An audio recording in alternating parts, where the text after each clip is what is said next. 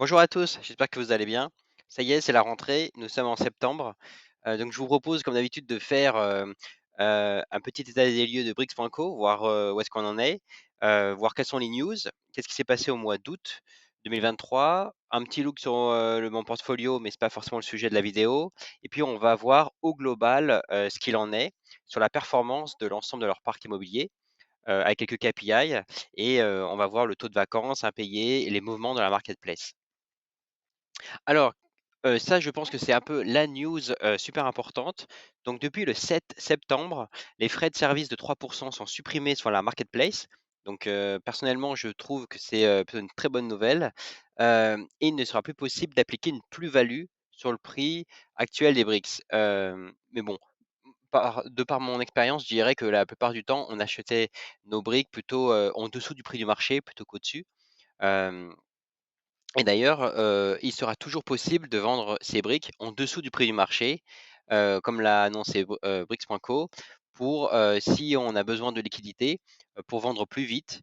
Donc voilà, il est possible de vendre moins cher. Alors, concernant les immeubles en eux-mêmes, je dirais qu'il n'y a pas eu beaucoup d'évolution. Donc, on avait suivi, l'immeuble Belfort puisqu'il était en cours de revente, mais a priori, comme indiqué le mois dernier, Brics a pris la décision de mettre les lots vacants à la location, le temps que le contexte s'améliore. Donc a priori, ils ont trouvé déjà 2 nouveaux locataires. Donc, on s'attend à des loyers peut-être à partir du mois prochain. Là, on voit que, ouais, depuis quasiment septembre 2022, il y a eu, il y a pas de loyer, quoi. Concernant maintenant l'immeuble Basse Rue, on voit que pareil, donc c'était un immeuble qui était en cours de revente et donc là, ils l'ont annoncé, hein, l'offre d'achat inclut la condition suspensive d'obtention du permis de construire. Le délai de revente est donc situé autour de la fin d'année 2023. Ça, c'était une info qu'on n'avait pas. On savait qu'on attendait quelque chose, le permis de conduire construire, excusez-moi, mais on ne savait pas quand. Donc maintenant, ça a été précisé, donc on sait que globalement, il y aura rien de spécial, pour cet immeuble, jusqu'à la fin de l'année. Ici, je vous invite à mettre en pause si vous avez raté, cette news. Ici, c'est juste un petit récap sur, qu'est-ce qui se passe quand Brix.co revend une propriété ou partiellement. Donc vous avez tout, sur cette slide qui vient de Brix.co, donc c'est officiel, hein. Donc avant de continuer, après donc je ne suis pas conseiller financier, je fais mes analyses moi-même, donc à partir des données de Brix.co, mais je ne représente pas Brix.co bien sûr, puisque j'imagine qu'ils ont bien plus de data, bien plus de choses en interne. Moi je fais juste avec, mes propres moyens et avec les données, disponibles sur leur site, donc accessibles par tous, hein, tout ce que je vous montre, vous pouvez, après vérifier par vous-même. Et bien sûr, dans Brix.co, ça présente des risques si vous investissez sur cette plateforme. Donc, je vous invite à faire vos propres recherches. Et puis, voilà, ici, je partage ma propre expérience, ma propre opinion. Et bien sûr, ça n'engage que moi.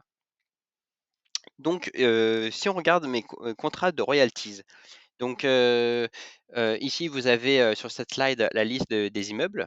Donc, j'ai fait le choix, donc j'avais déjà, évoqué ça le mois dernier, de vendre quelques briques. Donc j'en ai vendu 90 briques le mois dernier, car je trouvais qu'en fait, j'étais peut-être un petit peu surexposé à cette plateforme et j'avais envie de m'exposer un peu plus à d'autres plateformes, comme Realty, que j'ai découvert il n'y a pas forcément très longtemps. Donc voilà, c'était pour à peu près, rebalancer tout ça et voir après sur le long terme ce que ça donne. Donc le mois dernier, j'avais eu 46,57 € de royalties et alors ce mois-ci, j'en ai eu, environ, 48 de mémoire, 46-48. Donc bon, c'est toujours globalement à peu près pareil, même si j'ai vendu 100 briques. Pourquoi?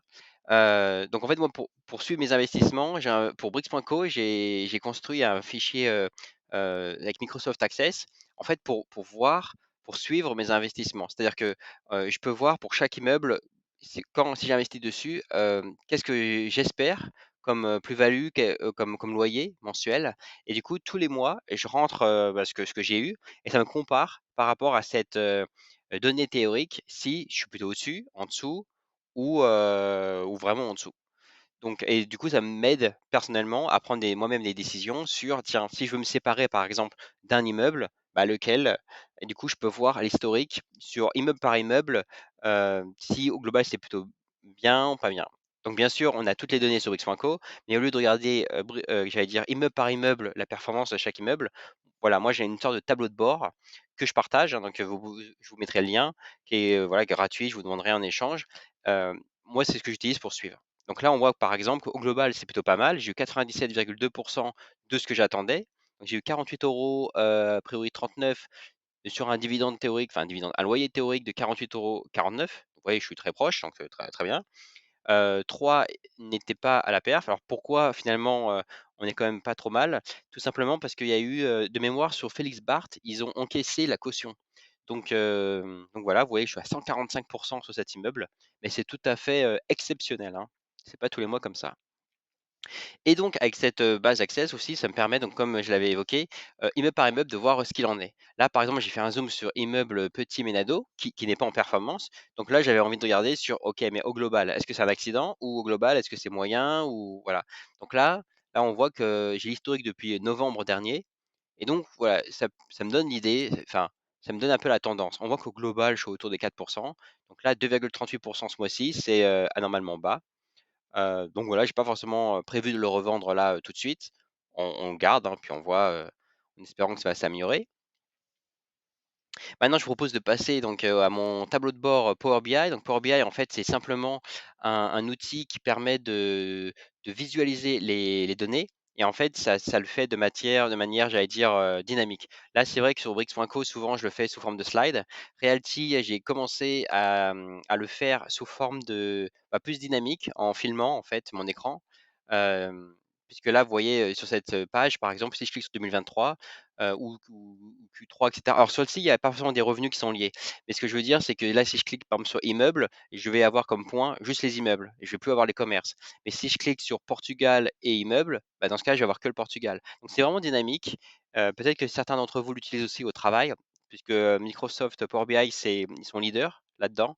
Donc, moi, je vous invite, hein, à regarder un peu, ce que c'est Power BI, que ça permet de faire plein de choses. Moi, de plus en plus, je fais mes dashboards, poursuivre mes investissements avec, Power BI qui se voilà, donc comme ça et puis, même à l'entreprise, vous pouvez proposer des nouveaux dashboards plus dynamiques plutôt que d'avoir des tableaux Excel. Bref, petite parenthèse. Maintenant, on revient au cœur du sujet, donc Portugal. Donc Portugal, nous avons 6 biens à l'heure actuelle, plus 2 sous forme d'obligations, donc les plus 2 obligations, je ne les ai pas comptées dedans. Et si on regarde juste, ceux qui sont sous forme de royalties, qu'est-ce qu'on voit? On voit qu'il y a 5 biens sur 6 qui sont au-dessus de la performance. Qu'est-ce qu'on appelle performance? Performance, ça veut dire qu'on est au-dessus de 97 de ce que l'on attendait. Quelles sont nos attentes? Nos attentes, c'est simplement ce que nous dit Brix. Brix, ils nous disent: «Voilà, je vous propose ça à 6 on regarde si on est plus ou moins à 6 et pas à 2. S'ils nous disent: «Voilà, ça, je vous propose ça à 3 on regarde si on est plutôt à 3. Voilà, on va pas s'attendre à 5 sur du 3. Voilà, donc on essaye d'être, j'allais dire réglo, hein, fair avec eux. Très bien, donc moi, je préfère cette slide. Je pense que cette slide a un meilleur visuel. Qu'est-ce que l'on voit? On voit que donc ça, vous avez la performance depuis janvier. Donc en fait, à gauche, vous avez le nombre de biens au-dessus de la perf, mais à droite, vous avez en pourcentage. Donc peut-être que le graphique de droite est plus, visuel. Donc on voit quoi? On voit que, jusqu début janvier, c'était pas top. La plupart du temps, on était en dessous de la perf. On voit que depuis mai, avec le début de l'été, on voit que ça commence à pas mal performer. Alors on en a toujours un qui est en dessous, mais bon, globalement, on voit quand même qu'il y a une bonne tendance à la hausse. Donc bien sûr, on espère que ça va continuer. Alors le Portugal, souvent, c'est du Airbnb, donc souvent l'été, ça performe. Alors on espère quand même que cette année, ils vont essayer de trouver un bon modèle pour, qu'on n'ait pas trop de pertes. Parce que vous savez qu'en fait, il y a 2 facteurs. Un, le facteur, c'est le taux d'occupation et le deuxième facteur, c'est le prix de la nuit. Donc je pense qu'il faut essayer de bien balancer les 2. Ici, voilà, j'avais fait ce graphe, bon, ça vaut ce que ça vaut. Ici, en fait, vous avez le taux d'occupation par immeuble. Donc voilà, ça nous dit pas grand-chose, hein, mais ça nous donne un peu une idée. Il faudrait peut-être que je vois aussi, pour intégrer, par mois, comme ça on verrait l'évolution. Puis ça, peut-être avec l'autre graphe que je viens de vous présenter, les 2 côte à côte. Alors après il nous manquera le prix de la nuitée. Donc je vais essayer peut-être qu'on peut essayer de voir ça, hein, de faire un graphe, voir ce que ça donne. Si on passe maintenant en France, les commerces. Alors vous savez que j'aime bien les commerces. Alors nous en avons seulement 4 proposés par Brix.co. Pourquoi j'aime bien? Tout simplement parce que comme d'habitude, nous sommes, à ce que Brix.co nous a annoncé. Donc on est toujours à la performance. Le mieux pour le voir, c'est ce, graphe-là. Là, vous voyez, donc en fait, depuis janvier, on est toujours dans le vert. Donc ça, j'allais dire, c'est un peu ce qu'on attend en tant qu'investisseur parce que, là, au moins, j'allais dire, on investit en se disant: «Tiens, on nous dit que c'est X, pourcentage, bon» et puis là, on voit que ça marche. Bien que vous savez qu'il y a eu quand même une réévaluation annuelle et malheureusement, je crois de mémoire pour 2 commerces, ça a été réévalué à la baisse. Donc bon, moi, j'avais pas forcément prévu de les vendre tout de suite, hein, donc bon, hem, moi, ça me fait ni chaud ni froid. Mais voilà, donc c'est toujours agréable de voir que c'est constant. Alors maintenant, on va voir les immeubles en France. Alors on voit qu'au total, nous avons 39. Hem, Ici, donc en fait, à gauche, c'est pas forcément le plus visuel. En fait, à gauche, vous voyez que quand, c'est la différence entre le réel et le théorique en pourcentage. Donc ça veut dire que quand c'est au-dessus, ça veut dire qu'on a eu plus qu'annoncé. Quand c'est en dessous, on voit que bah, on a eu moins. Donc après, moi je pense qu'ils ont été peut-être trop optimistes quand ils ont calculé, vous savez, le pourcentage. En fait, ce qu'ils nous ont annoncé, je pense que c'est le maximum. C'est-à-dire que c'est quand tout est loué et quand tout se passe bien. Hem, donc là, on voit qu'au global, si on par rapport à ce qu'ils nous ont annoncé, quels sont le nombre d'immeubles au-dessus de 97 de ce qu'ils nous ont annoncé, on voit qu'on a que 11 sur 39, ce qui nous fait 28, ce qui n'est pas forcément très haut. Ici, vous avez donc, la liste, je vous laisse, la regarder. En gros, c'est la même liste. À gauche, c'est trié par, le gap, entre le théorique et ce qu'on devait s'attendre. Donc plus le gap est haut, plus ça veut dire qu'on a touché, un gap important. Alors attention au piège, hein. Là, si vous prenez, Félix Barthes, on voit qu'on était à 7 ce mois-ci, mais c'est parce que justement ils ont encaissé une caution. Donc ils vont pas encaisser une caution tous les mois. Donc faut toujours voir, OK, il a performé, mais pourquoi? Des fois, c'est peut-être sain, je sais pas, peut-être qu'ils ont augmenté les loyers, au global, on a eu mieux et ça, on pense l'avoir sur le long terme, donc c'est plutôt une bonne nouvelle, mais souvent, c'est pas trop ça, quoi. Souvent, c'est des remboursements d'impayés et à droite, c'est trié par pourcentage réel. Voilà, pour vous donner, une petite, idée. À droite, excuse-moi, slide suivante, donc à gauche, comme d'habitude, vous avez par nombre et à droite, vous avez en pourcentage. Heu, bon, on voit qu'au global, on a toujours environ entre 28 et 35 qui sont à la perf et globalement, on a quand même pas mal, 50 à 60 qui sont en dessous de la perf et en dessous de la perf, on l'a calculé, on l'a défini, du moins sur cette chaîne, en dessous de 90. Parce qu'on estime que bon, OK, il peut y avoir une variation un petit peu, on n'est pas à quelques centimes près, mais que, à partir du moment où on touche, moins que 90 de ce qui nous avait été annoncé, alors on peut être déçu et ouais, ça passe rouge. Donc vous voyez globalement au Portugal, enfin dernièrement ça marche bien, le commerce, très bien, mais là on voit que, ouais, sur les immeubles résidentiels en France, c'est pas encore ça. Hem, donc là on a fait le top loser, donc bah, c'est comme le top performer mais en inverse. Donc le mieux, c'est de voir, je pense, cette slide. Cette slide, vous avez la liste de tout ce qui n'a pas performé. On voit qu'on en a 8 à 0. Donc voilà, ça c'est malheureux. Hem, donc dont 2 qui sont en vente, Belfort et Basse-Rue. Qu'est-ce que vous avez? Vous avez, oui donc là, donc vous avez la liste comme d'habitude. À gauche, c'est trié par le gap et à droite, c'est trié par pourcentage réel.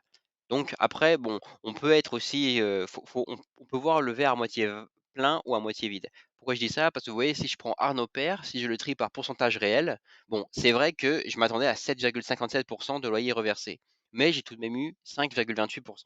Ce qui n'est pas forcément, hem, j'allais dire, trop dégueulasse quand on compare par rapport à d'autres immeubles, où on nous avait dit par exemple: «Tiens, c'est 3 et il y en a même pas 2 quoi, ou 1. Par exemple, Palavas. Palavas, il a été annoncé apparemment à 3,32 et ce mois-ci, on a eu 1,54. Donc tout ce qui est voilà, moi, c'est pour ça que c'est ma stratégie d'investissement. Alors je dis pas que c'est la meilleure, hein, forcément. Voilà, c'est pour ça que j'ai pris la décision aussi de vendre des briques puisque, je sais pas, mais j'avais investi en fait personnellement, en me disant: «Tiens, je m'attends à avoir ça» et à partir du moment où j'ai pas forcément, les loyers, que j'attendais, mais pas forcément sur un mois, 2 mois, 3 mois, mais plutôt sur 6 mois, un an, je me dis que peut-être que, faire d'autres de diversifier par exemple Realty, puis peut-être, voilà la bourse et cetera, peut-être que c'est une meilleure stratégie sur le long terme. À voir, hein, peut-être que je fais une erreur, on ne sait jamais. Ici, vous avez le taux de vacances et impayés. Donc qu'est-ce qu'on voit? On voit que, il y a eu pas mal d'efforts quand j'ai fait quand j'ai récolté les données, j'ai quand même vu qu'au global, j'ai l'impression qu'ils ont trouvé pas mal de locataires. Donc ça, c'est plutôt, cool, puisque d'ailleurs on le voit ici, hein, donc là on a plus de pourcentage de pay on time et je pense que ça va s'améliorer pour le prochain mois, et le taux de vacances locatives diminue. Donc ça, c'est plutôt pas mal, même si on reste quand même, personnellement, je trouve super élevé, puisque nous sommes a priori à 23. Donc 23 de logements vacants, forcément, on n'a pas de loyer associé. Le pourcentage d'impayés a diminué, donc ça, c'est plutôt une bonne nouvelle. On était autour de quoi? De 8-9 et puis là, on est à 7,4. Donc là-dessus, c'est pas mal, même si ça reste toujours élevé, personnellement, je trouve. D'ailleurs, on avait vu qu'à gauche, c'était, quelques stats qu'on avait trouvés sur, comment dire? On avait essayé de trouver, quelques références pour voir, voilà, est-ce que 7 au final, c'est bien ou c'est pas bien? Ben, au final, le taux d'impayés en France, en 2021, était environ à 3. Donc après le covid, ça a été pas mal augmenté, mais bon, on pourrait se dire qu'un taux normal, ça serait 3 d'impayés, puis un lot de vacances locatif peut-être a priori autour de 8,3. Soyons cool, on peut dire 9. Mais bon là, à 26, on est largement au-dessus. Donc bon, on verra, hein, on va suivre. Ici, le mouvement de la marketplace. Donc, pour ceux qui ne savent pas comment c'est calculé, comment on calcule ça? Donc moi, j'ai pas accès aux données, j'allais dire directement, à leur serveur, hein, à Brix. Donc, comment je le fais? En fait, quand vous regardez sur Brix.co, sur chaque immeuble, vous voyez en haut à gauche, il y a marqué que, tiens, cet immeuble a été financé par 100 par X briqueur. Là, on voit 3 093. Donc en fait, je prends ce chiffre, 3 093, et je note la date à laquelle j'ai observé ça. Donc j'avais pris une mesure le 10 août et là j'ai pris une mesure le 11 septembre et donc voilà, comme ça on a un mois et pour voir, à peu près ce que ça donne et j'ai rajouté une colonne qui est le pourcentage réel du mois de juillet. Pourquoi? Parce que l'idée c'était de dire: «OK, les gens au mois d'août, ils ont vendu et cetera, peut-être sur la base des performances, bah, du mois dernier». Peut-être. Bon, comme ça vous avez cette info, c'est pas forcément lié, mais si vous vous posez la question, bah, au moins vous l'avez là sous les yeux. Donc qu'est-ce qu'on voit? À gauche, plus de briqueurs. Plus de briqueurs, ça veut dire que des gens qui avaient, pas mal de briques ont décidé de vendre et puis il y a eu plusieurs vendeurs. Donc ça a augmenté le nombre de briqueurs. Sans surprise, quelque part, j'allais dire Maréchal Foch, puisque Maréchal Foch est à 0, mais il a plutôt des très enfin, quand on regarde sur le long terme, globalement, celui-ci, il a jamais performé. Donc peut-être que voilà, les gens après un certain moment, craquent, si je peux dire ça. Pareil pour Capitaine Ferrand qui est en numéro 4. Voilà, donc là, vous voyez, alors après quand on voit 1, 3, 3, 4, c'est pas forcément, ouais, on peut dire c'est stable. Donc voilà, au moins on peut dire que le premier er Maréchal Foch, c'est vraiment le 1 de très, très loin. Après Longbuisson, Arnaud Père et cetera. Je vous laisse mettre en pause et puis à droite, on a moins de briqueurs. Moins de briqueurs, ça veut dire que là, c'est l'inverse, c'est on a eu de l'accumulation. C'est-à-dire que quand on regarde sur 2 mois, on a moins de personnes qui possèdent 100 du bien. Donc c'est des gens qui avaient déjà des briques ont racheté des briques. Bon, en un, on voit quoi? On voit que c'est Bienfaisance. Bienfaisance, l'immeuble qui est à Vincennes, on voit que celui-ci, j'ai l'impression qu'il plaît pas mal. Alors il a pas forcément un, pourcentage réel très, très haut, puisqu'on est à 1,79, mais il y a eu pas mal d'absorption. Alors peut-être aussi que, puisque quand je l'avais regardé celui-ci, j'avais vu qu'il y avait pas mal de gens qui craquaient et qui le mettaient, en vente, leurs briques, avec des super discounts. Je sais pas, il me semble que j'avais vu du moins 20. Je savais même pas que c'était possible. Il me semble avoir vu du moins 20, moins 17, moins 10. Donc voilà, je peux comprendre que des gens qui sont là pour vraiment pour le long terme se disent: «Tiens, j'ai moins 10 là-dessus, bon, peut-être ça vaut le coup de mettre un billet». Mais bon, faut avoir les reins solides. Voilà, voilà ce qu'on peut dire sur Brix, pour, le mois d'août. J'espère que ça vous a plu. N'hésitez pas à laisser un commentaire, à partager aussi, votre feeling, ce que vous ressentez, je sais pas, votre avis sur Brix.co et puis, je vais essayer de faire une prochaine vidéo sur Realty, pour voir aussi, où est-ce qu'on en est, sur Realty. Ouais, je vais essayer de faire ça d'ici la semaine prochaine. Merci, à bientôt.